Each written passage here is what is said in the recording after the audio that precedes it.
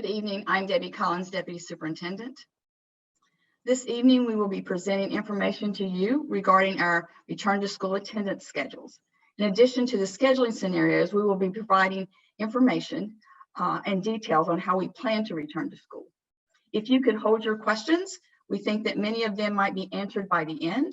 We will be happy to return to any slide that you wish. I want to begin by saying we believe schools are fundamental to child and adolescent development and well-being. They provide our students with academic skills, social and emotional skills, safety, reliable nutrition, physical and speech and mental health therapy, and opportunities for physical activity, among a host of other benefits. These benefits are both short and long-term as we work to develop lifelong learners. As a reminder, we have taken a series of steps to get us to this point. You were presented with and unpacked the Return to School Planning Guide. You have decided the start date of September 8. We have distributed an initial survey to our parents about their plans for next year. And tonight we are presenting the schedule scenarios for the new year. COVID-19 is a very contagious virus that science is just beginning to understand. We know that at any point in time in the upcoming school year, we may find ourselves in any of these three phases. So we are planning for all of them. As you recall, we ended the school year in phase 1 in the spring, and the instruction was delivered virtually. We did a great deal of learning from that experience, and we are providing professional development and guidance around what virtual learning should and could be for our students. If we were to move to phase 2, that allows us to bring in some of our students in the building for face-to-face learning, but the majority of the students would still remain virtual. And you can see on this slide, the priority we would give to some of our students as per the governor's guidance and our own return to school task force. In phase 3, our current phase, this allows us to return students to the school buildings, and this is what you will hear about tonight. We're going to share our plans for what we believe, how we believe we can bring students and staff back safely into our buildings. Ms. Schmidt will take the rest of the slides. Sure. Good evening. My name is Rosalind Schmidt. I'm Chief Operating Officer. Thank you, Ms. Collins. As you're aware, there are many resources out there right now that provide guidance on how to return to school safely. I've linked and highlighted some of the main ones here. The CDC guidance for schools. The Department of Education has produced a rather robust planning document that we've linked here. More recently, we've had the American Academy of Pediatrics planning considerations, and I've linked our own internal document, which includes additional resources cited as well. And those are just a couple of the ones. We know the guidance is ever changing, and so we are remaining apprised of all the latest information. I also want to thank those community members who have sent additional documents, research, and articles. We are taking all into consideration as we continue to plan. So why are we discussing a new attendance schedule? Public health guidelines will require us to limit the number of occupants on buses and in classrooms to ensure adequate physical distance between individuals. We are using the 6-foot distance as our planning module. I realize that just as recently as this week that 3 feet may be considered, but we will continue to use 6 feet as our goal, as it is the safest approach. There will be times when that is impractical, such as on a bus, but I will elaborate on that later and what other mitigation strategies will be in place. As we weighed our options for what our attendance schedule will be, we followed the guiding principles developed by our Return to School Task Force. I won't go through all of them, but I just wanted to highlight a few. First, all plans will offer a virtual learning option for students who may not feel comfortable returning to school. And second, we will prioritize in-person learning for our youngest learners, English language learners, and students with disabilities. The last 2 bullets, all schedules must consider transportation and facilities. These are 2 of the departments I oversee. We typically refer to ourselves as the support departments, as instruction is the driver of our school division, but we are in a unique position in these circumstances these two factors are dramatically impacting what instruction we can provide. So first, our buildings. Knowing that students will be seated 6 feet apart in learning spaces, our secondary school facilities, these are our middle and high schools, do not have the physical capacity to accommodate 100% of the students in the building at one time and adequately physically distance. The schedule options assume a maximum of 50% of the population in person at one time. The schedule options would have 100% of our elementary students in person at one time. This will require the use of art rooms, media centers, cafeterias, etc. as classrooms. Some schools do not have adequate space to accommodate all the students, so secondary school facilities, again, our middle and high schools, will be needed to accommodate a portion of our elementary student population. Our goal is to spread out and limit the number of occupants in one space. Other considerations are around transportation. And this is a visual reminder of how large of a county we are. We are 726 square miles, and we have a very diverse set of boundaries. We have small urban schools, and we have large rural schools. So our transportation system is very complex. Last year, we had 646 different bus routes. Next year, knowing that we have to limit the capacity, we are planning on putting 24 students on a bus. That assumes one child per seat, which takes our 77 passenger buses down to an average of 24.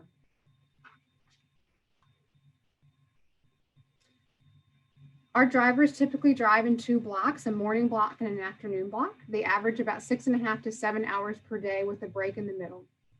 Most drive an elementary school run and then a secondary school run. So what that means is we do not have a separate fleet of elementary drivers and a secondary driver. So our elementary day directly impacts our secondary day. And so this is our current bell schedule based on those resources. So with no additional drivers and a limited capacity in our buses, this is what our elementary schedule would look like if we had no reduction in ridership. You'll see this is a common message that we'll be saying throughout this, is that if families are able to drive their student to school, we encourage and ask them to do that. Because if they don't, this is what our schedule will look like. The first block of schools in, that's a pink color, would have no change in their day. It would require one trip. They're primarily rural routes who have low capacity already due to the length of their routes. But the 2 remaining rows would have schools that would require 2 trips. So what that means is one group of students would be picked up and dropped off at school at 7:30. And then the buses would go back out to the neighborhoods, pick up additional students, and come back to school. The schools in green, that time between trip would only be 1 hour. In purple, that time between trips would be 2 hours. That second trip, again, based on ridership data from last year and assuming we would transport as many students as we did last year, prevents the possibility of a full secondary route. So then we started asking ourselves, what if these buses, the buses that serve that first trip, that only trip, could serve some secondary students in some capacity? And more importantly, if less rode the bus, could any of these second trips be eliminated? And so the scenarios I'll go through are based on those 2 questions. So with that background, I'm going to present 3 scenarios. The feasibility of each is based on available capacity on buses and buildings. And each, there's 3, and they will have increasing in-person instruction time. The scenarios will illustrate when a student will receive in-person instruction and all remaining days will be virtual. Students will attend school in groups, and that will be arranged alphabetically to better accommodate family schedules. So first, scenario A is what we're considering if we have a limited reduction in ridership, and we are not able to serve elementary and secondary students in full capacity on the same day. I'll note our preliminary survey data indicate that the anticipated reduction in ridership will allow us to do better than this, but I think it's important to put in front of our community to know the value of driving to school if they can. So this is a 5-week rotation. Again, knowing that we can't serve elementary and secondary in full capacity simultaneously, we would dedicate the first week to serving our secondary students. If you recall, the facility can only hold half of them, so they're broken into 2 groups that would be organized alphabetically. After we see them in person, the remainder of their time would be primarily virtual. And then the remaining weeks, we would serve our elementary students. During those elementary days, we would have some capacity for secondary groups. So we could have groups identified such as those that don't have internet access, or English language learners, or perhaps 6th graders. We would have further discussions on what criteria and who we would serve. So if I'm a middle or high school student, this is just one example, I would attend in person that first week, Monday and Wednesday, and then every other Friday. And the remainder of my time would be at home learning virtually. If I was an elementary student, I would attend school 4 days per week, 4 weeks on, 1 week off in a 5-week rotation.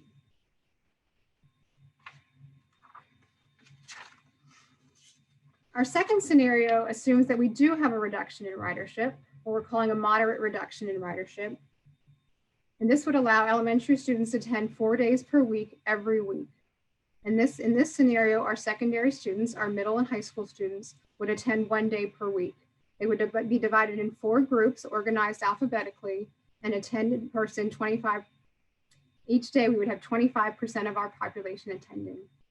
In both our elementary and secondary schools, due to the unique nature of those in-person days, on Fridays, students will work from home, allowing time for teachers to plan, meet in their professional learning community, attend faculty meetings, hold office hours, and communicate with families. In scenario C, our final scenario, in this scenario is the most in-person instruction we can provide with physical distancing in place. Our elementary students would again attend 4 days per week.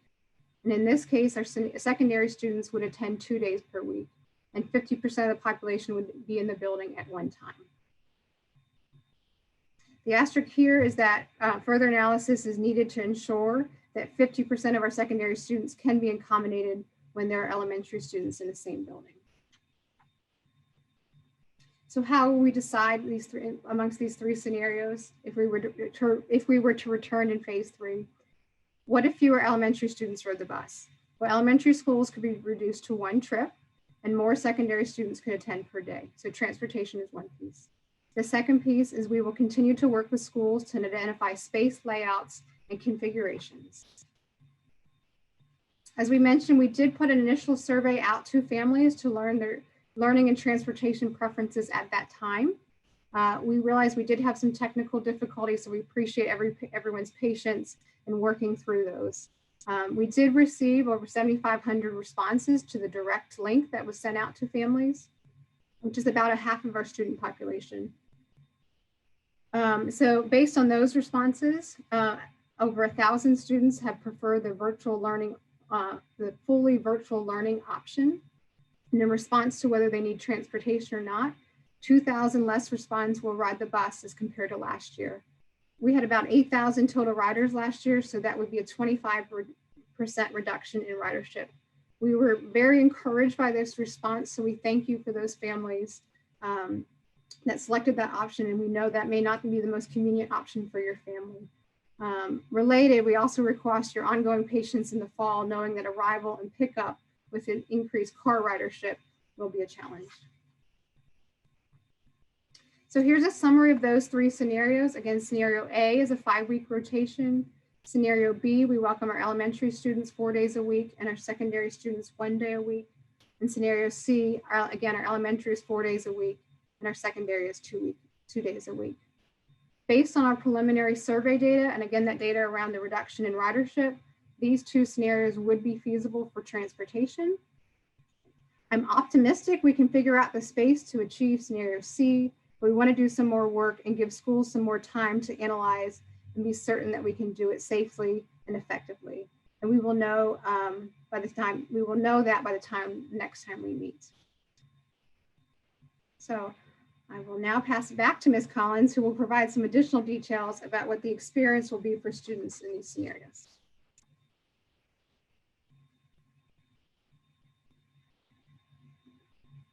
I wanted to just briefly think about what the elementary school experience and the middle and high school experience might look like.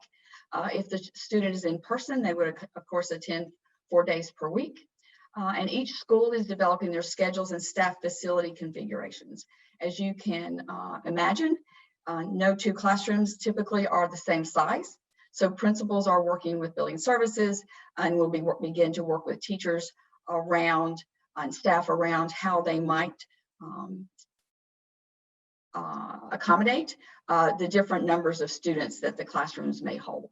And that's going to look different per grade level and different per school. So again, that's something the schools will be working on and will begin to share with teachers as they develop it. And we have more information about students' virtual experience coming as a virtual learner or in a hybrid situation. A virtual option I wanted to highlight to some extent. The elementary students would be assigned a virtual teacher, but we are going to shift our practice. In the spring, we did asynchronous learning. That means that the teacher made the assignment or provide the learning opportunity, and students were able to access that and do that at any point in time during the day or during the week. We'll be shifting to a synchronous learning situation. Synchronous learning is learning that happens at the same time for the instructor and the learner. That means that there's real-time interaction between the teacher and the student.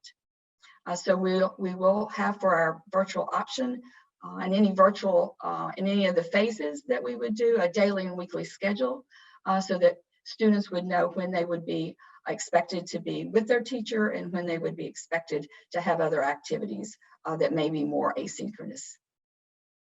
For the middle and high school experience, there's a couple of things that we feel like we'd like to communicate now so that students and parents and teachers would know. We have shifted from an 8 class schedule to a 4-class schedule per semester. Typically in a high school and middle school, we have 4 classes on one day and 4 classes on the other day. And for these phases of virtual learning, and this year we are looking to have 4 classes first semester and 4 classes the second semester.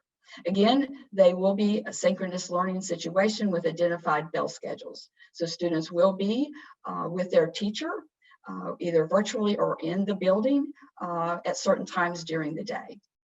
In person, we're looking at students will be doing alternate days in the building, and the virtual option, they may be assigned a virtual teacher or they may be assigned a teacher that is coming to the building.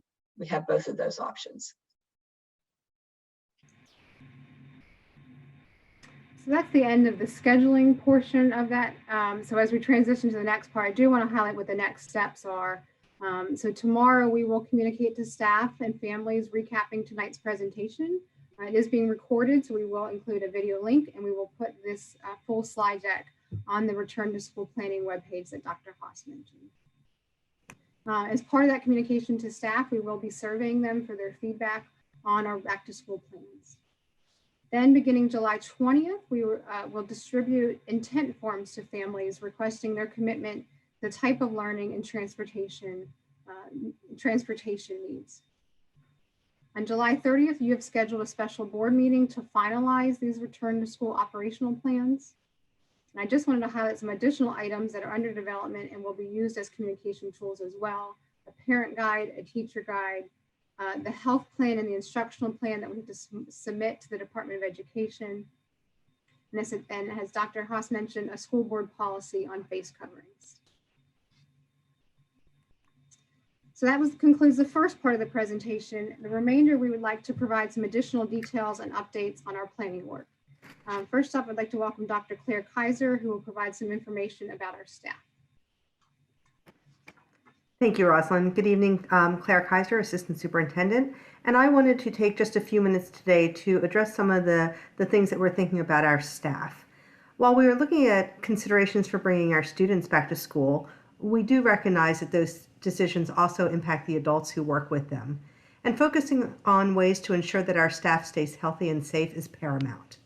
Over the next few days and weeks, our principals will be reaching out to their teachers to talk about the plans for their school. We've had a number of employees, as you heard tonight in public comment and through emails, express some concerns and ask questions about the return to school. And tonight I'd like to share some information that I hope addresses some of the more frequently asked questions.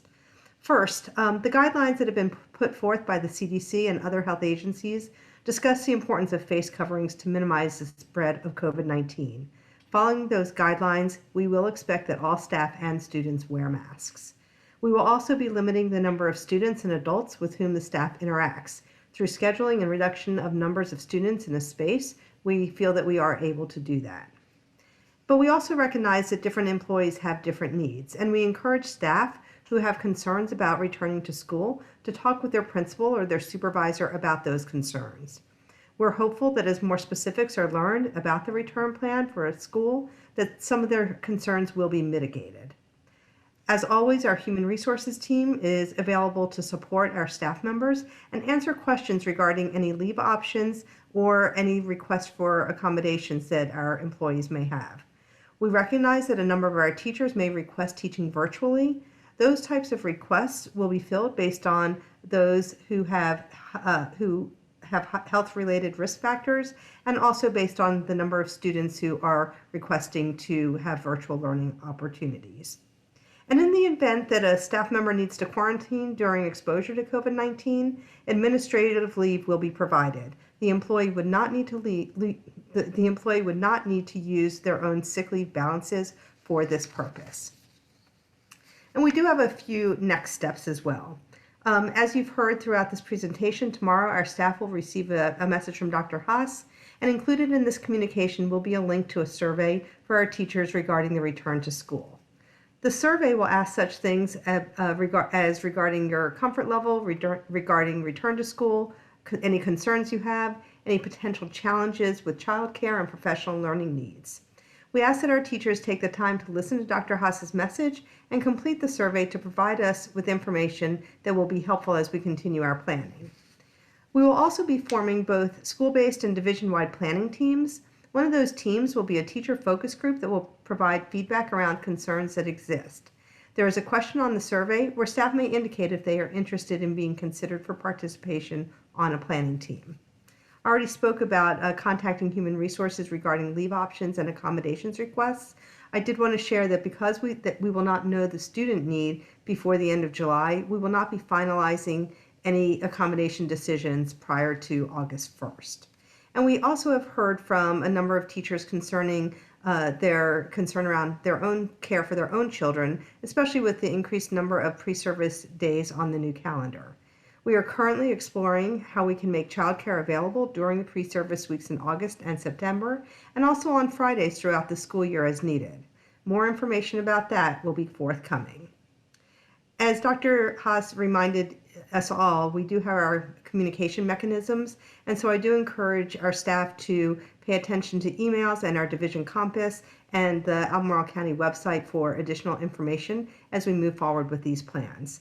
As always, we thank our staff. We could not do the work that we do without you. Our students are very lucky to have such dedicated teachers and support staff, and I feel very grateful to be able to work with such people. We thank you for your continued commitment as we work through these unprecedented times.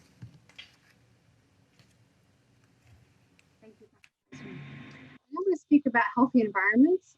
While we know we are promoting families to drive, we want to ensure families that need transportation will have it, and more importantly, they will have safe transportation.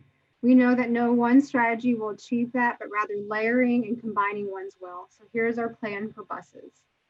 First, we will limit the capacity by allowing only one rider per seat. The exception would be siblings or household members who could sit together. We will assign seats and load back to front and unload front to back. We will require face coverings. We will promote health screenings and partner with our families to help that prior to boarding. Riders will utilize hand sanitizer when boarding. We'll increase ventilation utilizing windows and roof hatches. Drivers will disinfect seats and handrails between trips. And again, we will increase parent communication and partnership. We need their partnership in making sure that we're socially distancing at bus stops and other details like that. In our buildings, I just want to highlight some strategies. This is not meant to be all inclusive, but again, we'll require cloth face coverings for students and staff during arrival and dismissal in hallways, and when not 6 feet apart in classrooms or other times. We know another key mitigation strategy is to promote physical distancing. So we will do that and limit interaction between building occupants by staggering arrival, dismissal, and class changes. We will develop and mark traffic patterns in hallways. We will space classroom seating 6 feet apart. This will require the purchase of additional desks to implement. Students will eat lunch in their classrooms, and we will prohibit non-essential visitors in the building. Signage at entrances and hallways and bathrooms will promote these efforts, as well as hand washing and other measures. We will promote frequent hand washing. This requires that we ensure adequate supplies in classrooms and bathrooms. All classrooms will have hand sanitizer dispensers, in addition to the ones that have sinks. We will require students and staff to wash hands or utilize the hand sanitizer every time they enter the classroom and frequently during the day. We will increase cleaning and disinfection. All schools have disinfectant misters, which allow efficient disinfection of spaces. All classrooms will be supplied with spray bottles and wipes or pre-moistened wipes. And we are procuring equipment for on-site generation of our disinfectant. This is an EPA approved product, and the on-site generation alleviates supply chain concerns. We've had some questions around chemicals, and these products are Green Sealed certified. There's been a lot of comments about ventilation. We have installed HEPA filtration units in all clinics. Our building automation system will be programmed to increase outside air to the extent possible.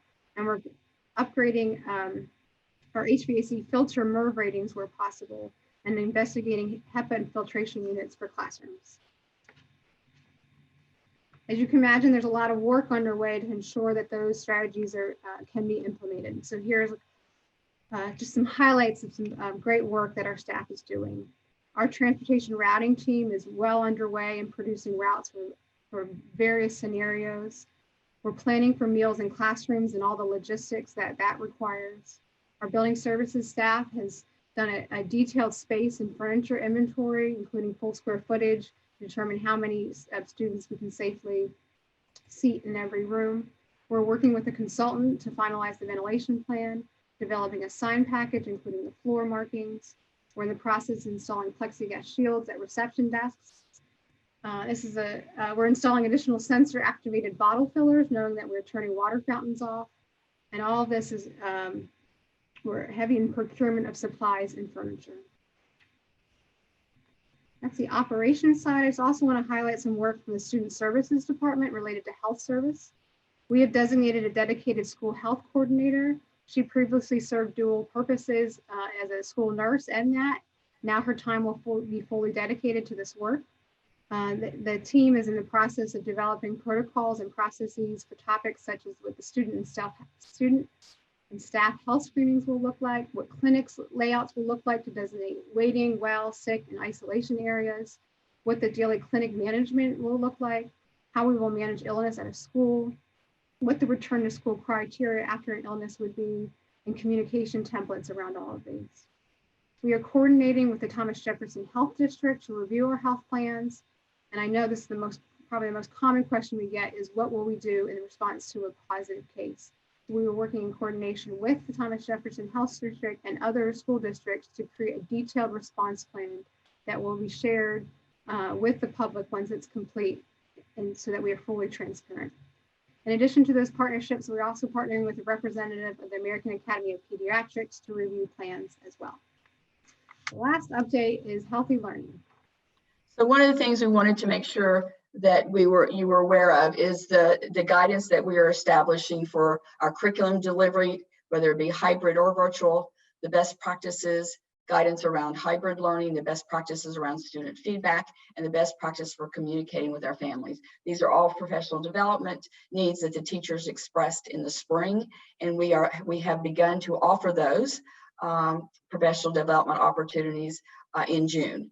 I think Ms. Sublett told us today that we've already had over 400 educators participating in professional development, and we really are, the gearing up begins next week. So I just wanted to bring you up to date on the guidance and the things that we're working on to make sure that any of the phases that we're in will be meeting student needs.